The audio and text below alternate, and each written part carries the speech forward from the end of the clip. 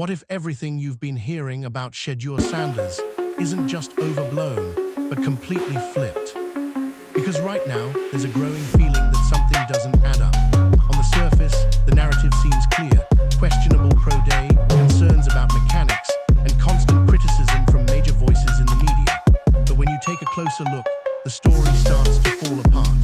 The same flaws being used to tear Shedeur down, other quarterbacks are showing them too, and barely getting a mention. So why is all the attention locked onto one player? That's where things start to get interesting. Because behind all the headlines and hot takes, people close to the situation are beginning to push back, loudly, and one of the biggest voices doing that is G. Bush, who didn't just defend Shedeur, he went straight at the entire narrative surrounding him. And it didn't stop there. There's been growing buzz that inside the Cleveland Browns organization, they're not just aware of what's being said, they're actively watching it unfold. Rumors suggest certain reporters may have crossed a line, pushing stories that don't fully match what's actually happening behind closed doors. And now, some believe the team is quietly responding in ways most fans aren't even noticing. Suddenly, tones are shifting, opinions are changing, and people who were once loud critics are starting to walk things back. Coincidence or something bigger going on? Because if the narrative really is being driven by more than just football, then what we're watching right now might not be analysis at all. It might be a game. And Shedeur Sanders is right at the center of it. At first, the criticism sounded believable. When Shedeur Sanders stepped onto the field for his pro day, the conversation immediately shifted to his mechanics, specifically the way he was patting the ball and holding it a split second too long. Analysts jumped on it fast, saying those tiny delays could turn into costly mistakes at the next level. And just like that, a narrative was born. But here, where things start to crack. Because almost immediately after, clips began surfacing of other quarterbacks doing the exact same thing. Same extra hitch, same timing issues, same so-called red flags. The difference? Silence, no viral criticism, no constant breakdowns, no headlines questioning their entire future. So now the question becomes unavoidable. Why him? That's when people started looking closer, and what they found didn't sit right. The coverage around Shedeur wasn't just analysis anymore, it felt selective. Like every small flaw was being magnified, while others were getting a pass for similar, if not identical, issues. And once fans noticed that pattern, the conversation shifted from football to fairness. Even voices inside the media world couldn't ignore it anymore. The double standard was becoming too obvious to brush off. And when someone like G. Bush stepped in and openly challenged it, it added fuel to a fire that was already building. Because calling out players is normal, that's part of the game. But calling out the way players are covered, that's different. That's when things start getting uncomfortable. And suddenly, what started as simple critique turned into something much bigger. Fans weren't just debating Shedeur's talent anymore. They were questioning the entire narrative being built around him. Was this really about performance, or was there something else influencing the conversation? Because if the same mistakes lead to completely different reactions, depending on who you are, then maybe the issue isn't the player at all. And that realization, that's what began to shift everything. But then something happened that completely changed the tone of the conversation, and it didn't come from fans. It came from inside the media itself. G. Bush didn't just defend Shedeur Sanders, he went straight at the way the entire situation was being covered. And what made it hit different is how direct he was. No sugarcoating, no playing both sides. He called out the inconsistency in real time. He pointed to the exact issue fans had been noticing, how Shedeur's flaws were being highlighted over and over again, while similar mistakes from other quarterbacks were barely acknowledged. Same plays, same mechanics, completely different reactions. And according to G. Bush, that wasn't just coincidence, it was a pattern. That's what made the moment stand out.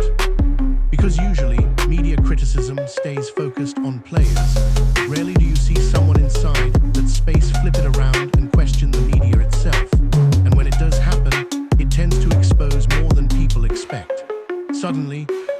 just about whether Shedeur was good or bad. It became about whether the coverage itself was fair. And G. Bush didn't stop there. He took it a step further, suggesting that once narratives like this get rolling, they don't really need to be accurate, they just need to be loud. Once a storyline catches on, it gets repeated, reshaped, and amplified until it feels like fact. And by that point, even if it's off, it almost doesn't matter anymore. That's where things start to get uncomfortable. Because if that's true, then the conversation around Shedeur might not be driven by performance alone. It might be driven by momentum, by clicks, by engagement. And once that idea enters the picture, it changes how you hear everything. Now every take feels a little different. Every critique sounds a little more calculated. And here's the part that really stands out. Once G. Bush said it out loud, you could feel the shift. People started paying closer attention. They started comparing clips, questioning takes, and noticing things they hadn't before. It's like the curtain got pulled back, just enough for everyone to see there might be more going on than what's being said on the surface. And once you see that, it's hard to unsee it. And this is where the story takes a turn that most people didn't see coming, because it's not just fans noticing the noise.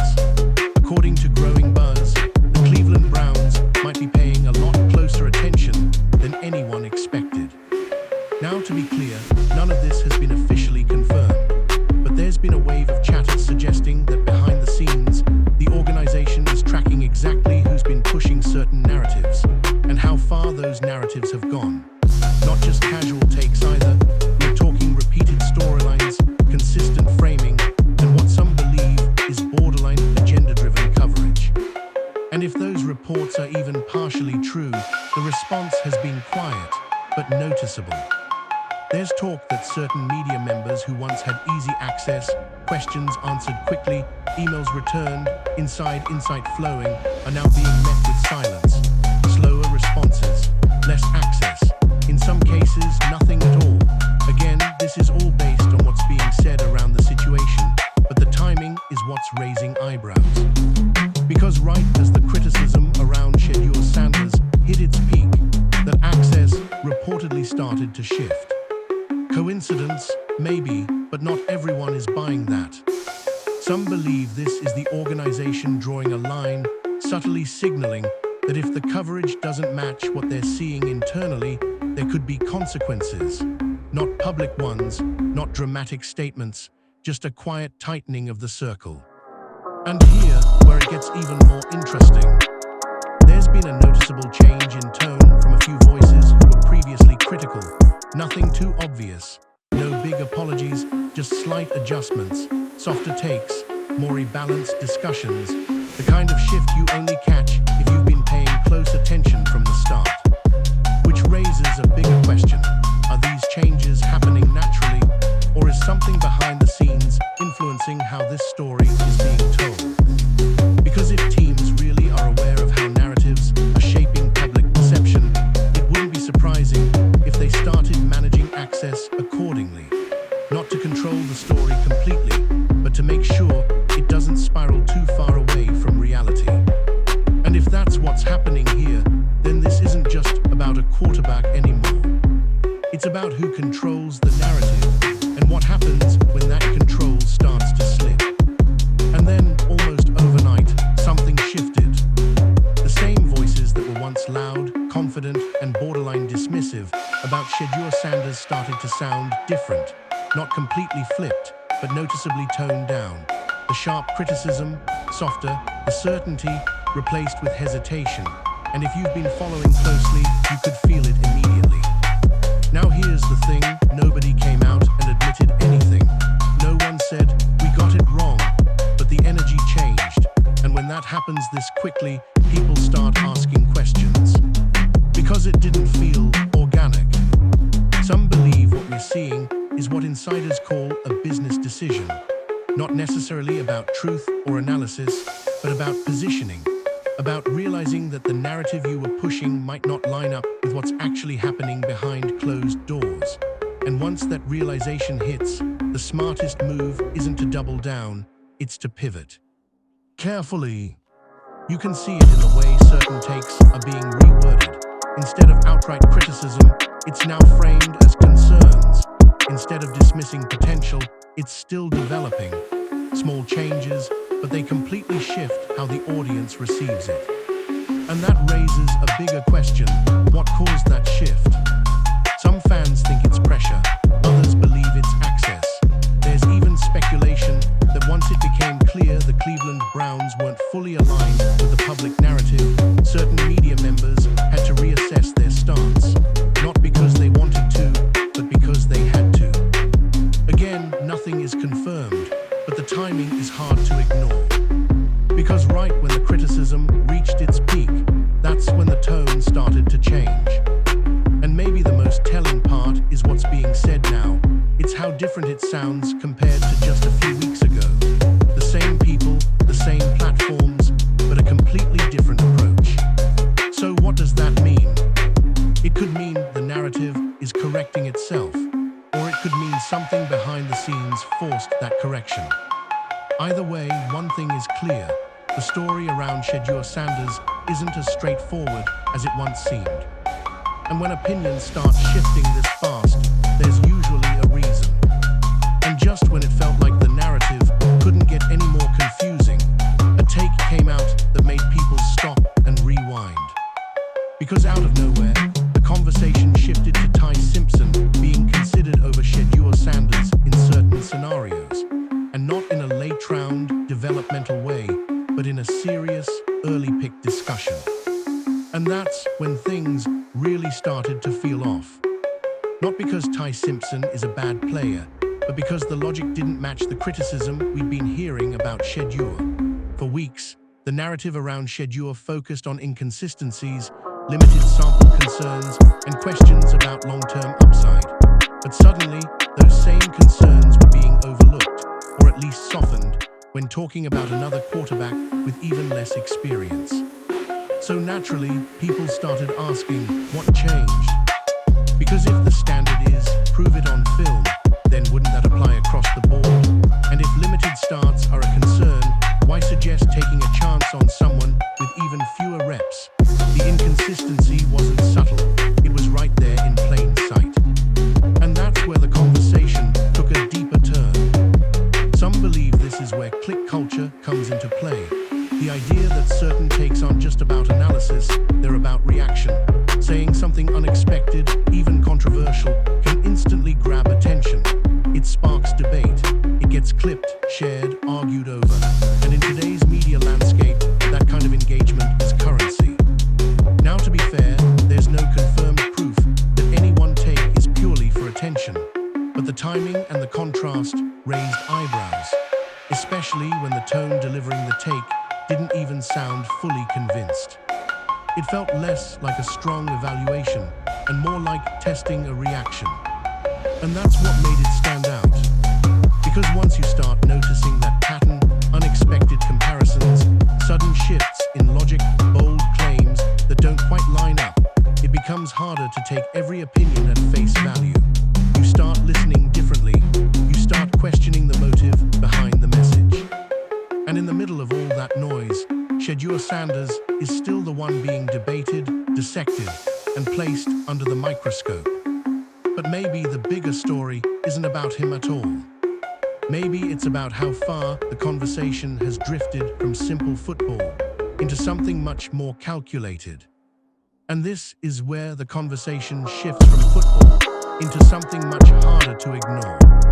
Because at a certain point, you have to ask, are we really still talking about performance, or has this become something else entirely?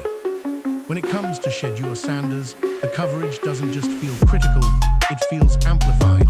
Every small detail gets dissected, every minor flaw gets turned into a headline. And yet, when similar situations show up with other players, the energy just isn't the same. That's not normal. And it's why more and more people are starting to question what's actually driving the conversation. Because in today's media landscape, attention is everything.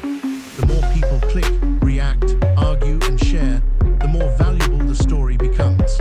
And whether people like it or not, Shedeur's name carries attention. A lot of it. Some believe that's the real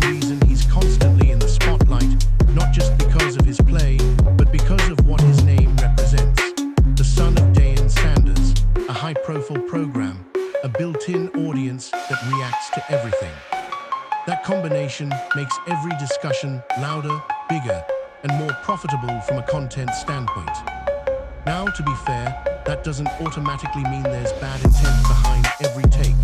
Not every critique is unfair. Not every opinion is driven by clicks. But when you consistently see one player become the center of every debate, especially when similar situations exist elsewhere, it's hard not to wonder if there's more at play. Because narratives don't just appear out of nowhere. They build, they gain momentum, and once they take off, they can shape perception faster than reality can catch up. That's the part most people don't realize. Once a label sticks, whether it overhyped, questionable, or unfinished, it tends to follow a player regardless of what actually happens next. And breaking out of that label, that's a whole different challenge. So now the question isn't just whether Shedeur can perform. It's whether he can overcome a narrative that may have already been decided for him. And if that's the case, then this was never just about football to begin with. And then came the moment that might have said more than anything else, and it didn't come from a headline or a hot take. It came from inside the building. Because when Andrew Berry was asked, again, about the ongoing noise surrounding Shedeur Sanders, his response wasn't detailed, it wasn't defensive, it was something else entirely. He shut it down. No long explanation, no back and forth, just a clear signal that he was done entertaining the conversation. And if you've followed how front offices usually operate, you know how rare that is. General managers are trained to stay composed, measured, and diplomatic, especially in front of the media. So when that tone shifts, even slightly, it matters. Because it suggests something deeper than frustration. It suggests fatigue. Think about it, this is a team focused on building a roster, developing talent, and preparing for the season. But instead, they keep getting pulled back into the same narrative, the same questions, the same assumptions, over and over again. At some point, it stops being productive. And that's exactly what Berry's reaction hinted at. It wasn't just about shutting down one question, it felt like shutting down the entire storyline. Like saying, we've heard enough, we know what's real, and we're moving forward. And that tells you a lot. Because while the outside world debates, critiques, and speculates, the people inside the organization are working with actual information. Film, meetings, evaluations, conversations the public never sees. So if their tone is shifting from engagement to dismissal, it could mean they've already made up their minds. And they're no longer interested in playing along with the noise. Now, of course, that doesn't confirm anything about Shedeur's future. It doesn't guarantee success or silence all criticism, but it does reveal something important. The gap between perception and reality might be wider than people think. And when that gap becomes obvious, organizations tend to respond in one of two ways. They either correct the narrative or they ignore it completely. Right now, it looks like the Browns are choosing the second option. And honestly, that might be the loudest statement of all. And now everything comes down to what happens next. Because the noise, the debates, the shifting narratives, none of that matters once the games begin. For Shedeur Sanders, this is the moment where perception meets reality. All the talk about mechanics, decision-making, and potential, it's about to be tested in real time. And that's what makes this stage so important, not just for his career, but for everything surrounding it. Because if he performs, even at a solid level, a lot of these conversations disappear overnight. That's how fast things change in football. But at the same time, the pressure couldn't be higher. This isn't just a normal rookie situation. He's stepping into a spotlight that's been building for months, maybe even years. Every throw will be analyzed, every mistake will be magnified, and every success, it'll be questioned just as much as it's praised. That's the reality he's walking into. And yet, there's another side to this that people aren't talking about enough: opportunity. Because despite all the criticism, despite all the noise, Shedeur is still in position to prove everything for himself. No filters, no narratives, just performance. And sometimes that's the best possible situation for a player who's been doubted this heavily. There's also the bigger picture to consider. The Cleveland Browns aren't making decisions based on headlines. They're looking at what they see internally. Film sessions, practices, development. So while the outside world continues to debate, the organization is already moving forward with its own plan. And if that plan includes giving Shedeur a real shot, then everything we've been hearing might not matter as much as people think. Still, the stakes are undeniable. Because this isn't just about proving critics wrong, it's about defining a trajectory. A strong start could shift the entire narrative and lock in long-term confidence. But if things don't go smoothly early on, the same voices that doubted him will only get louder. That's the balance. So now, the question is what people are saying anymore. It's simple. What is Shedeur Sanders going to do when the moment finally arrives? Because one way or another, that answer is coming. And when you step back and look at everything, the criticism, the shifting narratives, the behind-the-scenes tension, it all leads to one simple realization. This story was never as clear as it seemed. Because from the outside, it looked like Shedeur Sanders was just another young quarterback being evaluated. Pros, cons, strengths, weaknesses, that's part of the process. But the deeper you go, the more it starts to feel like something else entirely. A narrative that grew too fast, a conversation that got louder than the facts, and a situation where perception may have started to outweigh reality. You saw how quickly criticism spread. You saw how certain takes didn't quite line up. And you saw how, once those patterns were called out, things began to shift, quietly but noticeably. That doesn't happen for no reason.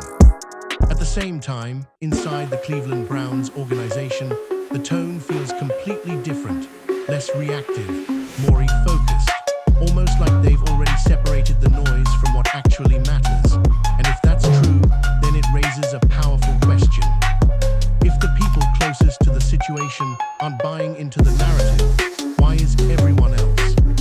Because at the end of the day, opinions can only go so far, debates can only last so long. Eventually, everything comes back to performance, to results, to what actually happens when the lights come on. And that's where all of this is heading. The takes, the headlines, the speculation, it's all building toward one moment where none of it can hide behind words anymore, where everything gets tested in real time. And when that moment arrives, one of two things is going to happen. Either the narrative we've been hearing gets proven right or it completely falls apart. There's no middle ground. So now the real question is what people are saying. It's not about who's right or wrong in the media. It's not even about what's been reported or rumored up to this point.